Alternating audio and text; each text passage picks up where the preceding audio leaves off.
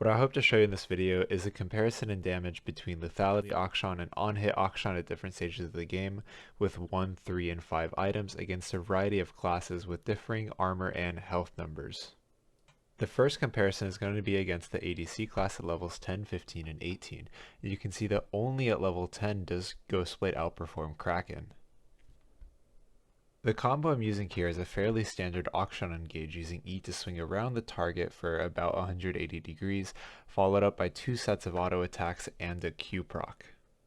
You can see that against a typical top lane opponent that builds some armor, Kraken is going to outperform Ghostblade at every stage. It's important to note that at the end of this combo, Kraken is going to be fully stacked against your target, meaning that any extension to this trade is going to be in favor of Kraken.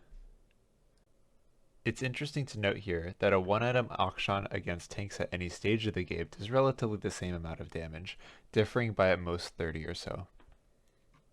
It's also important to note that I'm building Akshan here with attack speed boots to get as many autos in under the Yumu shard reset window as I can. However, Akshan seems to typically build defensive boots looking at stat pages.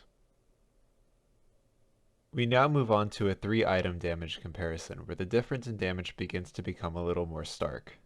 I'll touch on the choice for 3rd item for on-hit Akshan a little later in the video.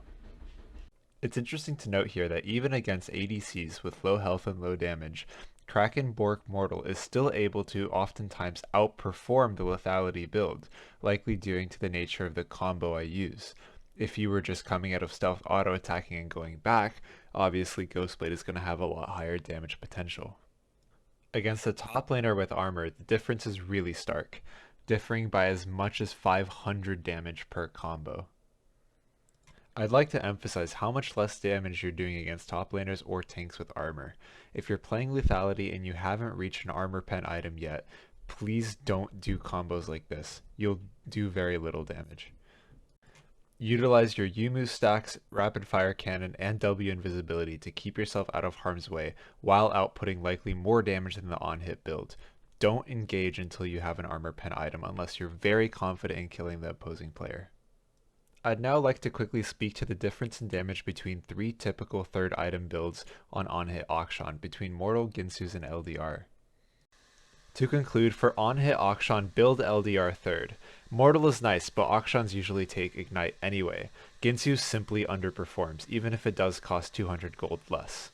For Lethality Akshan, after 1st item but before LDR or Cerildas, you're playing a different character.